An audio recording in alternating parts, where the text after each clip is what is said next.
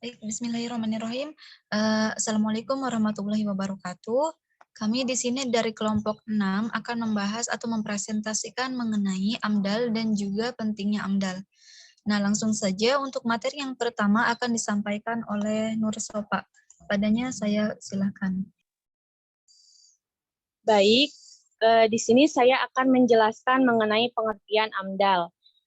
Di sini ada beberapa menurut para ahli, yaitu yang pertama, analisis mengenai dampak lingkungan atau AMDAL adalah suatu upaya yang dilakukan untuk meminimalisir berbagai dampak kerusakan yang diakibatkan oleh adanya suatu pembangunan dengan mekanisme yang sesuai dengan hukum. Pada Sumbu, Anis, dan Carla 2018. Yang kedua, menurut Yakin 2017 menyatakan bahwa AMDAL adalah suatu sarana yang digunakan untuk membantu mengurangi dampak kerusakan yang akan timbul sebagai akibat dari aktivitas manusia. Ketiga, menurut Megantara pada Kono 2015 menyatakan bahwa analisis mengenai dampak lingkungan adalah suatu kajian yang dilakukan secara cermat dan mendalam mengenai dampak besar yang akan ditimbulkan oleh adanya suatu rencana pembangunan yang dilakukan. Maka analisis mengenai dampak lingkungan adalah suatu pengkajian atau analisis yang dilakukan dengan secara mendalam mengenai rencana suatu proses pembangunan dan dampaknya terhadap lingkungan yang akan ditimbulkan. Next. Kemudian, next, tujuan AMDAL adalah menjaga dan meningkatkan kualitas lingkungan serta menekan pencemaran sehingga dampak negatifnya menjadi serendah mungkin. Next. Nah, menurut Mukono 2005 dalam Kalangi, Sumbu dan Anis tahun 2018, tujuan dan sasaran analisis mengenai dampak lingkungan atau AMDAL adalah untuk menjamin suatu usaha atau kegiatan pembangunan dapat berjalan secara berkesinambungan tanpa merusak lingkungan hidup. Maka dengan melalui studi AMDAL diharapkan usaha atau kegiatan pembangunan dapat memanfaatkan dan mengelola sumber daya alam secara efisien, meminimumkan dampak negatif, dan memaksimalkan dampak positif terhadap lingkungan hidup. Next. Fungsi dan manfaat AMDAL. Nah, menurut Reza Rizal pada tahun 2014, fungsi AMDAL secara umum yaitu sebagai berikut. Yang pertama, memberi masukan dalam pengambilan keputusan. Kedua, memberi pedoman dalam upaya pencegahan, pengendalian, dan pemantauan dampak lingkungan hidup. Ketiga, memberikan informasi dan data bagi perencanaan pembangunan suatu wilayah. Dan menurut Reza Rizal, manfaat AMDAL secara umum yaitu sebagai berikut. Pertama, mengetahui sejak awal dampak positif dan negatif akibat kegiatan proyek. Kedua, menjamin aspek berkelanjutan proyek pembangunan. Ketiga, menghemat penggunaan sumber daya alam. Dan keempat, kemudahan dalam memperoleh perizinan dan memperoleh kredit bank. Next. Nah, yang selanjutnya ada kegunaan AMDAL menurut Indasah tahun 2020. Yang pertama, pada pemerintah. Nah, yang pertama itu ada sebagai alat pengambil keputusan tentang kelayakan lingkungan dari suatu rencana usaha dan kegiatan. Kedua, merupakan bahan masukan dalam perencanaan pembangunan wilayah. Ketiga, mencegah potensi SDA di sekitar lokasi proyek tidak rusak dan menjaga kelestarian lingkungan hidup. Kemudian yang kedua ada pada masyarakat. Nah, yang pertama dapat mengetahui rencana pengembangan di daerahnya sehingga dapat mempersiapkan diri untuk berpartisipasi. Yang kedua, mengetahui perubahan lingkungan yang akan terjadi dan manfaat serta kerugian akibat adanya suatu kegiatan. Yang ketiga, mengetahui hak dan kewajibannya di dalam hubungan dengan usaha atau kegiatan di dalam menjaga dan mengelola kualitas lingkungan. Kemudian yang ketiga ada pada pemrakarsa. Nah, yang pertamanya untuk mengetahui masalah-masalah lingkungan yang akan dihadapi pada masa yang akan datang. Kemudian yang kedua sebagai pedoman untuk pelaksanaan, pengelolaan, dan pemantauan lingkungan hidup. Next. Nah, yang selanjutnya ada jenis-jenis rencana usaha atau kegiatan yang wajib dilengkapi dengan AMDAL. Dapat dilihat pada Keputusan Menteri Negara Lingkungan Hidup Nomor 17 Tahun 2001 tentang jenis usaha atau kegiatan yang wajib dilengkapi dengan AMDAL. Nah, jenis usaha atau kegiatan wajib AMDAL yaitu yang pertama ada pertahanan dan keamanan, 2 pertanian, 3 perikanan, 4 kehutanan, 5 kesehatan, 6 perhubungan, 7 teknologi satelit, 8 perindustrian, 9 prasarana wilayah, 10 energi dan sumber daya mineral, 11 pariwisata, dan 12 pengelolaan limbah B3 dan rekayasa genetika. Sekian dari saya. Baik, terima kasih kepada Nur Sopa. Yang selanjutnya itu mengenai proses atau prosedur AMDAL akan dijelaskan oleh saya sendiri. Jadi tadi sudah dijelaskan mengenai definisi dan juga tujuan serta fungsi AMDAL. Nah, di sini terdapat beberapa prosedur yang harus dilakukan dalam melakukan kegiatan pembangunan atau usaha. Nah, dalam melaksanakan kegiatan AMDAL terdapat beberapa langkah yang perlu diperhatikan berdasarkan Peraturan Menteri Nomor 27 Tahun 2012. Berdasarkan peraturan pemerintah. Nah, menetapkan bahwa terdapat 3 jenis pendekatan bagi pihak yang akan membangun usaha dan wajib AMDAL. Di antaranya yang pertama adalah AMDAL kegiatan tunggal. Nah, jadi di sini dalam AMDAL kegiatan tunggal ini merupakan suatu proses pengkajian terhadap dampak apa saja yang akan ditimbulkan dari suatu pembangunan yang di sini dalam AMDAL kegiatan tunggal ini itu suatu proses pembangunan yang diadakan oleh seorang atau individu suatu pengusaha gitu. Jadi hanya terdiri dari satu pengusaha atau disebut juga dengan pengusaha swasta. Nah, contohnya dari kegiatan AMDAL tunggal ini adalah pembangunan rumah sakit swasta. Kemudian yang kedua di sini ada AMDAL kegiatan terpadu. Nah, jadi di sini kegiatan AMDAL atau analisis mengenai dampak terhadap lingkungan yang akan ditimbulkan oleh suatu pembangunan, entah itu dari jenis pembangunan ini terdiri dari kegiatan terpadu, yaitu analisis terhadap perencanaannya itu seperti apa, kemudian pelaksanaannya, dan juga dampak yang akan ditimbulkan oleh pembangunan tersebut terhadap lingkungan maupun terhadap lingkungan alam maupun terhadap kenyamanan manusia di sini. Nah, jadi di sini dalam kegiatan AMDAL terpadu, jika sebelumnya kegiatan AMDAL tunggal ini hanya pembangunan ini dilaksanakan secara swasta oleh satu pihak atau satu pengusaha, maka di sini dalam kegiatan AMDAL ini itu kegiatan yang melibatkan beberapa pengusaha atau beberapa proses pembangunan tetapi saling berkaitan. Contohnya yaitu dalam pembuatan industri kertas ini akan melibatkan juga seperti pelabuhannya, kemudian dan juga aspek-aspek pembangunan usaha lainnya yang berkaitan. Nah, selain itu contoh lainnya adalah dalam proses pengolahan industri yang mengolah bahan-bahan dari bahan tambang, contohnya itu batu bara, kemudian industri Pertamina ini melibatkan beberapa sektor usaha yang saling berkaitan.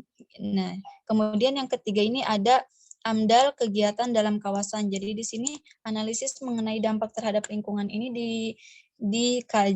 mengkaji suatu analisis analisis atau dampak yang akan ditimbulkan oleh suatu pembangunan dalam satu kawasan. Contohnya kalau di Indonesia itu seperti kawasan Karawang, kemudian Cikarang, di situ merupakan kawasan industri yang wajib melakukan AMDAL. Nah, kemudian yang selanjutnya, terdapat beberapa prinsip dalam proses pelaksanaan AMDAL. Yang pertama yaitu lokasi yang dijadikan sebagai rencana suatu kegiatan yang akan dilakukan AMDAL merupakan lokasi yang telah sesuai dengan rencana tata ruang wilayah. Kemudian yang kedua di sini AMDAL merupakan suatu bagian internal dari kegiatan pembangunan. Nah, jadi AMDAL ini merupakan suatu unsur yang harus ada dalam suatu proses pembangunan sehingga di sini nanti jika akan melakukan pembangunan ini akan terlihat dampak apa saja dan wajib atau tidak suatu usaha pembangunan tersebut melakukan AMDAL atau tidak. Kemudian yang selanjutnya yang ketiga adalah memperkirakan dampak yang akan terjadi dari suatu pembangunan atau AMDAL. Jadi di sini seperti fungsi atau tujuan dari AMDAL ini yaitu menganalisis dampak apa saja yang akan ditimbulkan oleh suatu proses pembangunan suatu usaha tertentu. Kemudian yang selanjutnya yaitu kegiatan AMDAL fokus pada kegiatan analisis potensi masalah, potensi konflik, kendala sumber daya alam, dan pengaruh kegiatan sekitar terhadap proyek. Kemudian yang selanjutnya itu pemrakarsa dapat menjamin keamanan dari suatu proyek bagi masyarakat maupun lingkungan. Jadi di sini untuk poin yang terakhir itu karena terdapat beberapa prosedur yang harus dilakukan oleh seorang pengusaha untuk membangun suatu usaha di sini. Nanti ketika sudah disepakati dan melalui beberapa prosedur AMDAL, maka di sini pemrakarsa ini dapat menjamin keamanan atau tidaknya, lalu dampak apa saja berbahaya atau tidaknya dari suatu proses pembangunan. Kemudian yang selanjutnya,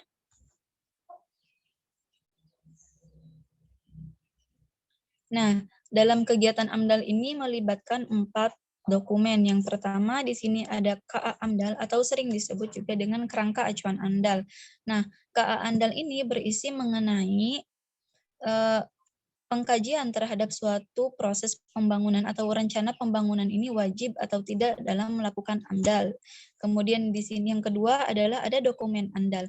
Nah, dokumen AMDAL ini berisi mengenai hasil analisis terhadap dampak apa saja yang akan ditimbulkan oleh suatu usaha pembangunan atau rencana pembangunan suatu pariwisata ataupun yang lainnya.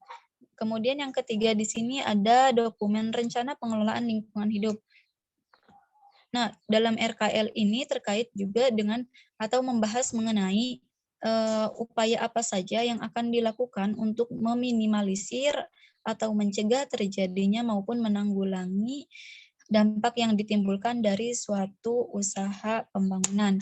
Kemudian yang keempat ada rencana pemantauan lingkungan hidup. Nah, dalam RPLH ini berisi tentang komponen-komponen lingkungan atau ekosistem lingkungan apa saja yang terganggu sebagai dampak dari adanya suatu proses pembangunan. Nah, kemudian yang selanjutnya, prosedur kegiatan AMDAL yang pertama ada tahap penapisan. Nah, tahap penapisan ini yaitu tadi mengkaji suatu perusahaan atau suatu rencana usaha pembangunan ini wajib melakukan AMDAL atau tidak, sedangkan studi AMDAL ini pengkajian secara teoritis atau studi literatur gitu. Jadi dalam hal ini, dalam studi AMDAL ini mengkaji terkait dengan misalnya dampak apa saja secara teorinya, lalu bagaimana upaya penanggulangan dan lain sebagainya.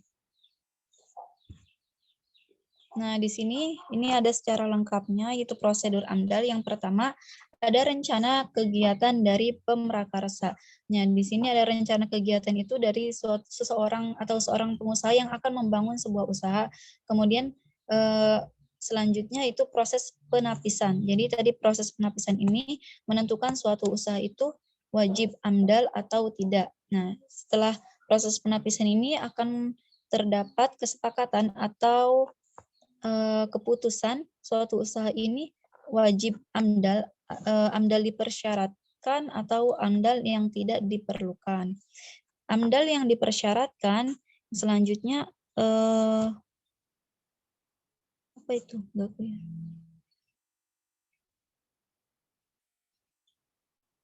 Pemberitahuan rencana studi AMDAL ke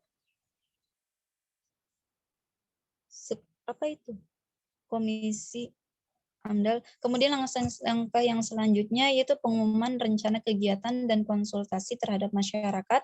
Yang selanjutnya itu penyusunan kerangka acuan AMDAL. Kemudian yang selanjutnya ada pengkajian AMDAL yang dilakukan oleh komisi AMDAL. Nah, dari sini akan menghasilkan surat kesepakatan kerangka acuan AMDAL oleh Menteri Lingkungan Hidup atau Gubernur atau Bupati atau Wali Kota, di mana daerah itu dijadikan sebagai rencana usaha pembangunan. Kemudian yang selanjutnya dalam AMDAL dipersyaratkan yaitu menyusun dokumen AMDAL, RKL, dan RPL. Kemudian penilaian AMDAL, RKL, dan RPL. Setelah melakukan proses penilaian AMDAL, RKL, dan RPL ini akan menghasilkan suatu keputusan di mana proses atau suatu usaha pembangunan ini layak terhadap lingkungan atau memiliki dampak yang baik atau tidak terhadap lingkungan. Jika layak lingkungan, maka ini tidak membahayakan atau potensi dari dampak yang akan ditimbulkan itu minim, sedangkan tidak layak lingkungan di sini yaitu dampak yang akan ditimbulkan dari suatu usaha pembangunan ini memiliki dampak yang besar sehingga dapat merusak lingkungan. Artinya di sini kegiatan atau usaha pembangunan tersebut ditolak. Kemudian jika layak lingkungan, maka akan keluar surat keputusan kelayakan lingkungan oleh Menteri Lingkungan Hidup, Gubernur, Bupati, atau Wali Kota. Kemudian proses perizinan. Nah, sedangkan AMDAL yang tidak diperlukan atau tidak diperlukan syarat-syarat yang lebih rinci, maka suatu usaha tersebut langsung masuk ke tahap yang selanjutnya, yaitu menyusun upaya pengelolaan lingkungan, kemudian upaya pemantauan lingkungan. Setelah itu melakukan rekomendasi dari instansi yang bertanggung jawab. Nah, kemudian setelah itu langsung ke proses perizinan seperti itu. Kemudian yang selanjutnya tentang pentingnya AMDAL akan dijelaskan oleh Ulfi Sapira. Baik, yang selanjutnya ada pentingnya AMDAL. Nah, realita di lapangan bahwa akibat pembangunan senantiasa menimbulkan permasalahan dampak lingkungan yang wajib diperhatikan guna mendukung kebijakan pembangunan berkelanjutan yang sifatnya wajib untuk dilakukan analisis mengenai dampak lingkungan hidup atau AMDAL. Hal ini sesuai dengan amanat Undang-Undang Nomor 23 tahun 1997 tentang Menteri Lingkungan Hidup Nomor 17 tahun 2001 tentang jenis rencana usaha dan kegiatan yang wajib dilengkapi dengan analisis mengenai dampak lingkungan. Nah, maka dari itu melalui kegiatan AMDAL ini dampak-dampak krusial yang diperkirakan akan muncul bisa diidentifikasi, kemudian dievaluasi dan dilakukan upaya penanganan. Sehingga dalam hal ini AMDAL sendiri dapat dijadikan sebagai panduan bagi pemrakarsa dan instansi atau forum yang terlibat dan terkait menggunakan planning tersebut. Nah, terutama pada saat memilih dan menentukan kebijakan dalam pengelolaan lingkungan hayati baik pada skala proyek maupun skala regional.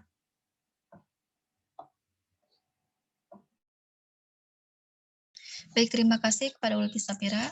Cukup sekian presentasi dari kelompok kami. Kurang lebihnya mohon maaf. Wassalamualaikum warahmatullahi wabarakatuh.